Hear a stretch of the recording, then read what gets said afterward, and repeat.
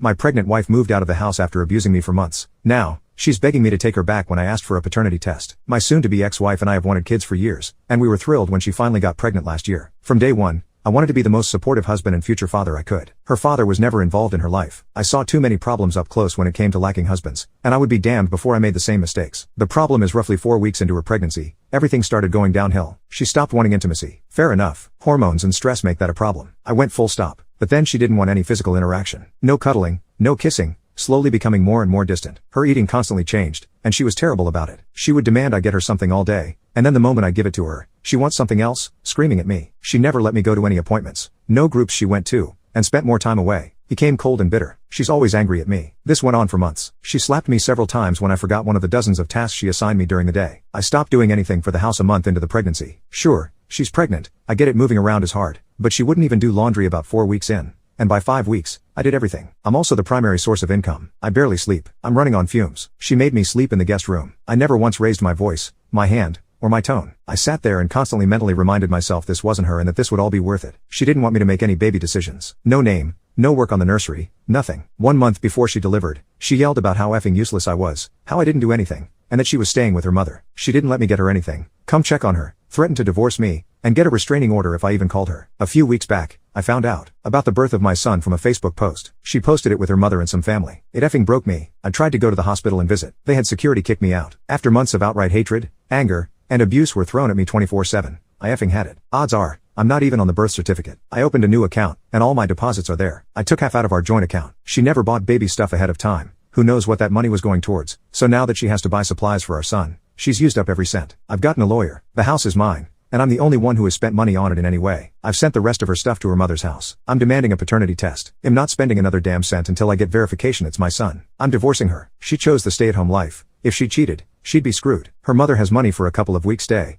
but it is not even close to enough for full-time support. If he is my son, I will get my rights as a father for a relationship. Last week, my soon-to-be ex called. She was practically hyperventilating. She wanted to come home. She was crying about how it was all a mistake. She's not staying with her mother. She's at a friend's house. She wants our son to have his father. I told her I don't effing believe he is my son. Why the F would she pull this poop if he is? Show me a paternity test, and I'll do everything I can for him. And him only. She wants to meet tomorrow at a park so I can talk to her. I said sure, so I could finally say everything I should have said months ago to her face. Update. Before chatting with her, I spoke to my parents and sister about what was happening. My parents were flustered at me hiding the more unsavory details, to say the least, and are probably going to be checking up on me daily for the rest of the year to make sure I'm okay. My sister would probably have to be held back from thrashing her, so I had to get a friend to help with the chat since my sister could not contain herself. Within hours of the story going into the digital stratosphere, I called my wife back as quickly as possible to finally sit down and talk. We chose a local park this morning, and I had a friend record the conversation from beginning to end. I was ready to hear the generic affair story and get out of Dodge, but, of course, it got complicated. We met at a section with picnic tables and picked one as far away from other people as possible to avoid them getting wrapped up awkwardly. She looked terrible. Haggard was stressed and, thankfully, without the baby. She tried to have a big emotional chat and whatnot. I wasn't tearing up or acting like the hardened badass. Frankly, I just wanted to figure out what this was all for. I didn't even get to ask the question before the floodgates spilled. I will attempt to relay this story as best as I can because even looking back on the recording,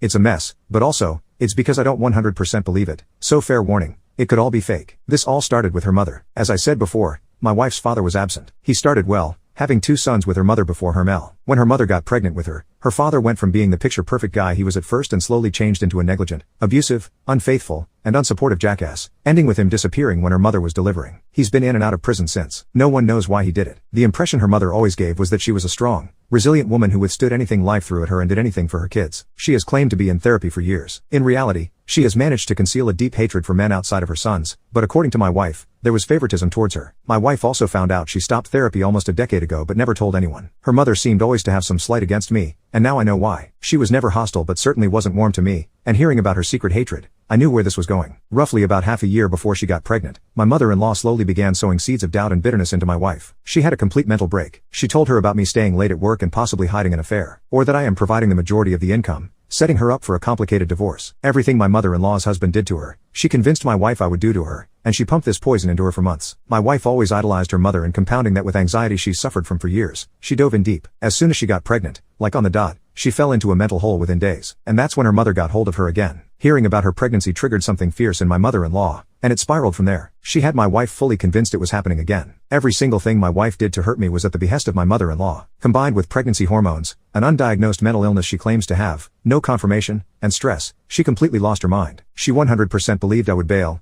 so she punished me first, culminating in her moving in with her mother and leaving me out of the birth. While I was sending the papers and starting the divorce proceedings, she kicked into full-blown postpartum depression. And when her mother finally got her, when she finally beat me, which I guess was her victory over her ex, did I mention she's effing crazy? She had no more use for my wife. The family involved in the birth included my mother-in-law's sister and my wife's brothers. While my mother-in-law and her sister knew what was happening, my bills got fed the BS narrative my mother-in-law spun. When my mother-in-law was done with her plan, the entire facade came down, and my bills found out everything upon questioning my wife. They were horrified. Postpartum, facing a very grueling divorce on her side, no longer welcome in our home, and having done everything to alienate me from my son at the behest of a broken lunatic, reality hit her like a truck. She torched her entire life because her mother is a broken shell of a human who used her to enact her sense of justice. The very mother who washed her hands of her after she got what she wanted. Or at least this is the story she gave me. Frankly, there are many holes in her story. The starting point of the pattern of abuse, the claims of who was involved in the delivery, me being absent from appointments, the friend, who she confirmed is female, she's staying with, and, of course, my alleged son's paternity. It seems way too effing crazy to be made up. Who would go to the effort to make this up by facing what she's facing? As soon as she finished, she said she was setting up a paternity test and gave me the info I needed. Luckily, it should be done in roughly a week or so once I do my part. She gave the most sincere apologies any human being has ever offered. She's begged for another chance. I was, frankly, too stunned to say anything,